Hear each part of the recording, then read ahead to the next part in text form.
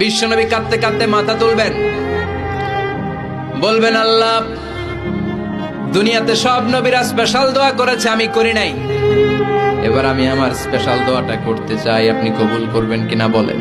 আল্লাহ বলবেন, নবী কি আপনার দোয়া বলেন?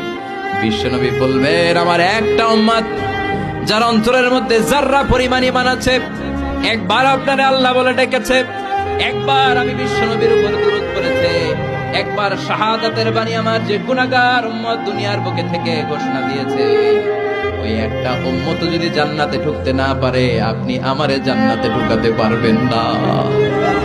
আল্লাহ বলবেন, সাল তুতা, সাল সাল তুতা, ওয়াশফা তুশাফা, শাফাত করেন নবী করেন, যার জন্য দোয়া করবেন আমি কবুল করে নেব। দুনিয়াতে বিশ্বনবী কম কষ্ট সহ্য করে নাই। 3 বছর শিয়াবে আবি তালেবে জেল খেটেছে। কয় বছর? দুর্ভিক্ষের বছরগুলোতে বিশ্বনবীর পেটে দানা পানি ছিল না। কলিজার টুকরা হাসান হুসাইন কই মাছের মতো ছটফট করেছে, জামিনে ক্ষুধার জ্বালায় বেহুশ হয়েছিল। বিশ্বনবী যদি ওই স্পেশাল দোয়াটা করতেন, জান্নাত থেকে খাবারের বস্তা পাঠিয়ে দিত কে? ওই দোয়া করছিলেন?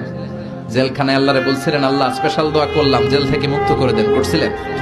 যুদ্ধের ময়দানে নিজের দাঁত ভেঙেছে, উহুদের ময়দান সাক্ষী, বিশ্বনবীর মুবারক রক্তে উহুদের ময়দান রঞ্জিত হয়েছে। সেদিনও বিশ্বনবী ওই দোয়াটা করে নাই। চিল্লায় বলেন ঠিক কিনা?